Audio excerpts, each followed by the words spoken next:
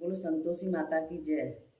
संतोषी माता की कथा प्रारंभ। एक बुढ़िया थी, उसके 7 बेटे थे, 6 कमाने वाले, वे एक निकम्मा था। बुढ़िया माँ 6 पुत्रों की रसोई बनाती, भोजन कराती और पीछे से जो बचता था वह 7वें पुत्र को देती थी। परंतु 7वां पुत्र बड़ा भोला वाला था, मन में कुछ विचार न करता था। एक दिन वह अपनी पत्नी से बोला, देखो मेरी माता मुझ पर कितना प्रेम करती हैं।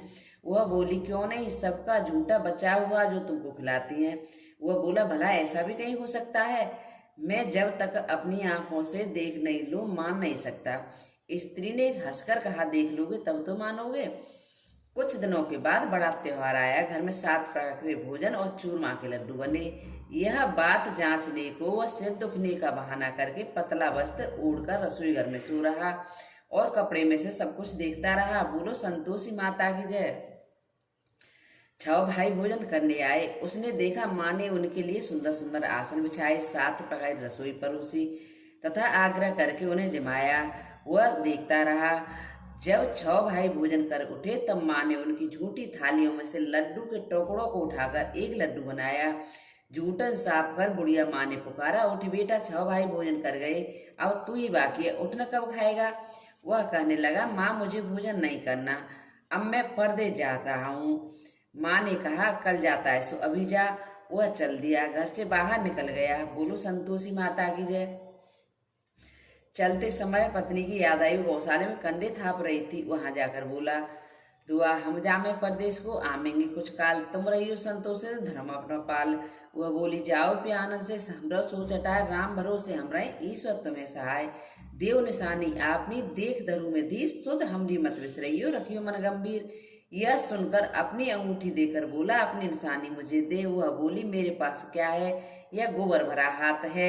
यह कहकर उसके पीठ पर गोबर के हाथ की छाप लगा दी। वह चल दिया।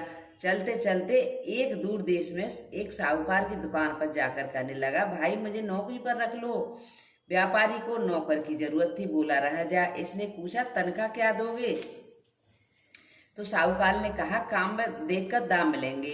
वह नौकरी करने लगा। थोड़े ही दिनों में दुकान का लेन देन, हिसाब किताब, ग्राहकों का माल बेचना आदि सारा काम करने लगा। साहूकार के 7-8 नौकर थे, वे सब इसकी होशियारी पर चक्कर खाने लगे। सेठ ने काम देखा और 3 महीने में आधे मुनाफे का हिस्सेदार बना दिया। बोलो संतोषी माता की जय। 12 वर्ष में वह नामी सेठ बन गया। अब बहू पर क्या बीती। सास ससुर उसे बहुत बड़ा दुख देने लगे। सारी गृहस्थी का काम कराते, लकड़ी लेने जंगल भेजते और आटे की बची भूसी से रोटी बनाकर उसे देते तथा फूटे नारियल की नरेली में पानी देते। इस प्रकार वह दिन गुजारने लगी। एक दिन वह लकड़ी लेने जा रही थी कि रास्ते में बहुत सी स्त्रियां संतोषी माता का व्रत करती दिखाई दी। उसने वहां खड़े होकर कथा सुन पूछा, बहनों यह तुम किस देवता का व्रत कर रही हो और इसको करने से क्या फल मिलता है? इस व्रत का विधान मुझे समझा कर कहोगी तो मैं आपका बड़ा उपकार मानूंगी। तब एक स्त्री बोली, सुनो यह संतोषी माता का व्रत है। बोलो संतोषी माता की जय।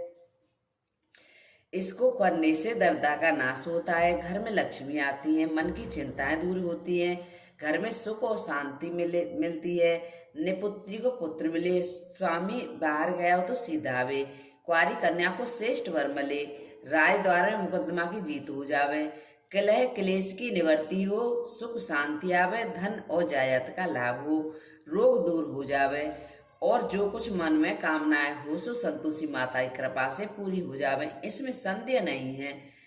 बोलो संतोषी माता की जय। वह पूछने लगी, यह व्रत कैसे किया जाए, यह भी बताओ तो आपकी बड़ी कृपा होगी। वह स्त्री कहने लगी, 1.25 रुपये का गुड़ और चना लेना, इच्छा हो तो 5.25 रुपये का या 11.25 रुपये का, बिना परेशानी श्रद्धा और प्रेम से जितना भी बन सके सवाया लेना। प्रत्येक शुक्रवार को निराहार रहकर कथा कहना सुनना। सुनने वाला कोई न मिले तो घी का दीपक जलाया, उसे आगे जल के पात्र को सामने रखकर कथा कहना तथा कथा के पश्चात प्रसाद बांटकर स्वयं भी ग्रहण कर केवल एक बार बना खटाई का भोजन करें। जब तक कार्य सिद्ध न हो नियम पालन करना और कार्य सिद्ध हो जाने पर व्रत का उद्यापन करना। 3 मास में माता पूरा फल प्रदान करती हैं। यदि किसी के खोटे ग्रह हो भी तो माता 3 वर्ष में अवश्य कार्य सिद्ध करती हैं। फल सिद्ध होने पर ही उद्यापन करना चाहिए, बीच में नहीं। बोलो संतोषी माता की जय। उद्यापन में 2.5 सेर आटे का खाजा तथा इसी प्रमाण से खीर तथा चने का साग 8 लड़कों को भोजन कराना। जहाँ तक मिले देवर जेठ भाई बंद कुटुंब के लड़के लेना, न मिले तो अन्य रिश्तेदार और पड़ोसियों के लड़कों को बुलाना। उन्हें भोजन कराकर यथातथ दक्षिणा दे। माता का नियम पूरा करना, उस दिन घर में खटाई कोई न खावे। यह सुन बुढ़िया के लड़के की बहू चल दी। रास्ते में लकड़ी बेच उन पैसों से गुड़ और चना ले व्रत की तैयारी कर आगे चली। सामने मंदिर देखकर पूछने लगी, ये मंदिर किसका है? सब कहने लगे, संतोषी माता का मंदिर है। यह सुनकर वह मंदिर में आ माता के चरणों में लौटने लगी और विनती करने लगी, हे माता, मैं अज्ञानी हूँ, व्रत के नियम नहीं जानती, बहुत दुखी हूँ। हे माता जगत जननी, मेरा दुख दूर करो, मैं तेरी शरण में हूँ। बोलो संतोषी माता की जय। माता को दया आई। एक शुक्रवार बीता के दूसरे शुक्रवार हुई उसके पत्र का पत्र आया और तीसरे को उसका भेजा हुआ पैसा पहुंचा। यह देखकर जेठ जेठानी मुंह सिकुड़ने लगे। इतने दिनों में इतना पैसा आया, इसमें का कोई बढ़ाई है? लड़के ताने देने लगे, काकी के पास अब तो पत्र आने लगे हैं, रुपया आने लगा है, अब तो काकी खातर बढ़ेगी, अब तो काकी बुलाने से भी नहीं बोलेगी। तो बेचारी सलता से कहती, भैया कागज रुपया तो हम सबके लिए अच्छा है। ऐसा कहकर आंखों में आंसू भरकर संतोषी माता के मंदिर में या मातेश्वरी के चरणों में गिरकर रोने लगी। माँ, मैंने तुमसे पैसा कम मांगा, मुझे तो अपने सुहाग से काम है, मैं तो अपने स्वामी के दर्शन और सेवा मांगती हूँ। बोलो संतोषी माता की जय। तब माता ने प्रसन्न होकर कहा, जा बेटी, तेरा स्वामी आएगा। वह खुशी से बावली होकर घर जाकर काम करने लगी। अब संतोषी माता विचार करने लगी, इस भोली पुत्री से मैंने कह तो दिया तेरा पति आएगा, पर आएगा कहाँ से? वह तो इसे स्वप्न में याद नहीं करता, उसे याद लाने के लिए तो मुझे ही जाना पड़ेगा। तब माताजी उसके पति के पास जा स्वप्न में प्रकट हो कहने लगी, साहूकार के बेटे सो रहा है जग रहा है? वह कहता है, माता सोता भी नहीं हूँ जगता भी नहीं हूँ, बीच में हूँ, कहो क्या आ गया है? बोलो संतोषी माता की जय। माँ कहने लगी, तेरा घरबार कुछ है या नहीं? वह बोला, हाँ माँ, मेरे माँ बाप हैं, बहू हैं, भाई हैं। माँ बोली, भोले पुत्र, तेरी घरवाली घोर कष्ट उठा रही है, तेरे माँ बाप उसे बहुत त्रास दे रहे हैं, तू उसकी सुध ले। वह बोला, हाँ माताजी, परंतु जाऊं कैसे? परदेश की बात है, लेन देन का कोई हिसाब किताब नहीं, कोई जाने का रास्ता नजर नहीं आता, कैसे चला जाऊं? बोलो संतोषी माता की जय। माँ कहने लगी, मेरी बात मान, सवेरे नहा धोकर संतोषी माता का नाम ले, घी का दीपक जला, दंडवत कर दुकान पर जा बैठ, तेरा लेन देन चुक जाएगा, जमा माल बिक जाएगा। प्रातः उठते ही उसने अपने सपने की बात अपने इष्ट और मित्रों से कहने लगा। एक बूढ़ा बोला, देख भाई, मेरी बात मान, देवता ने जैसा कहा है वैसा कर, इसमें तेरा क्या जाता है? वह बूढ़े की बात मानकर नहा धोकर संतोषी माता की दंडवत कर घी का दीपक जला दुकान पर जा बैठता है। थोड़ी देर में क्या देखता है कि देने वाले रुपया लाने लगे, लेने वाले हिसाब लेने लगे, कोठे में भरे सामानों को खरीदार नगदा में सौदा करने लगे। शाम तक धन का ढेर लग गया। ऐसा चमत्कार देख प्रसन्न हो घर जाने के वास्ते गहना कपड़ा और सामान खरीदने लगा। यहाँ के काम से निपट कर तुरंत घर को रवाना हुआ।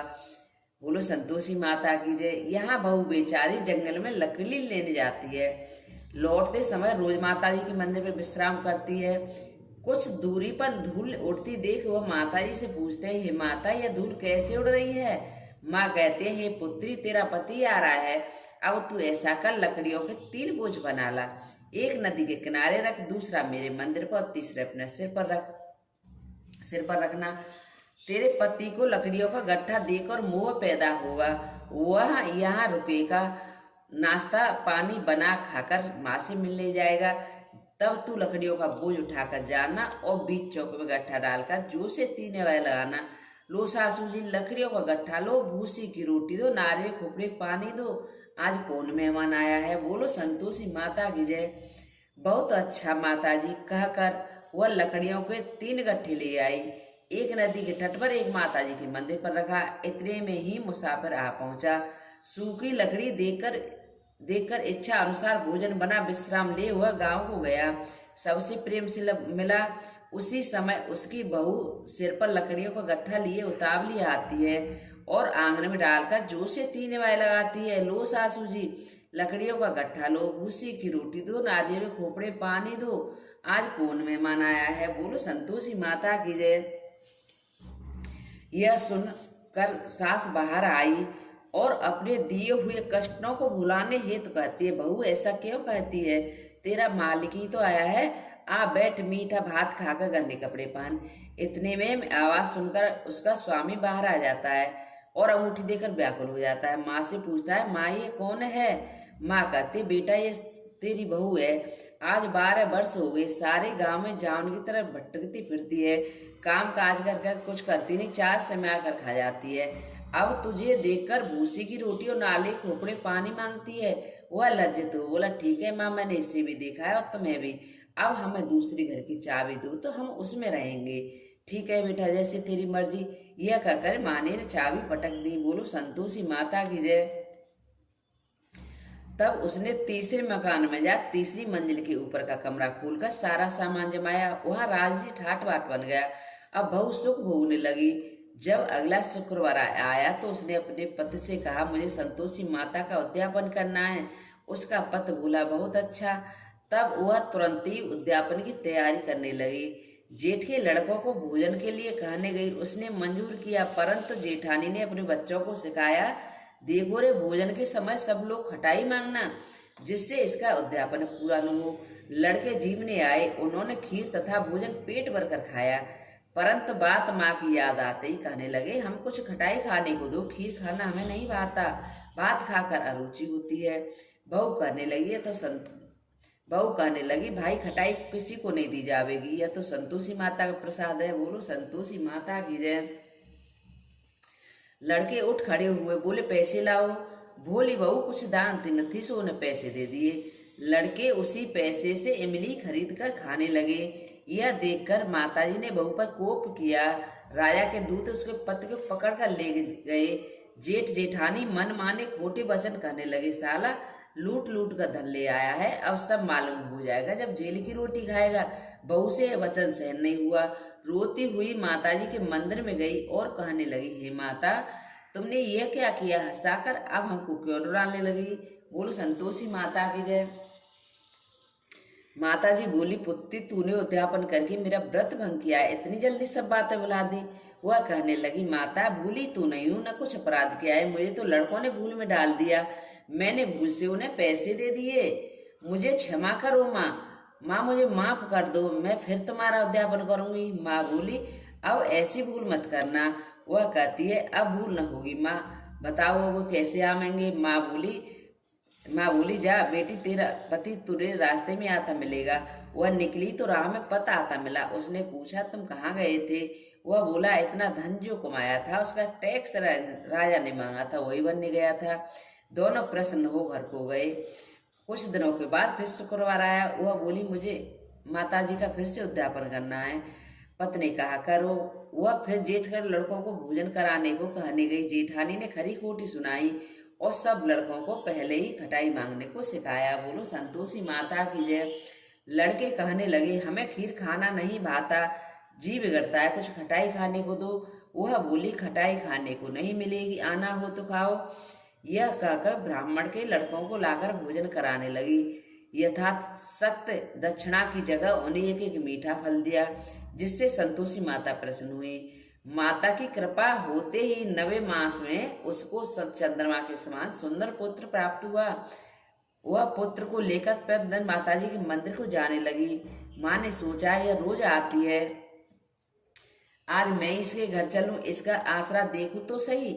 यह विचार कर माँ ने भयानक रूप बनाया। गुड़ और चने से सना हुआ मुख, ऊपर से सूंड के समान होठ, उन पर मक्खियां बना रही थी।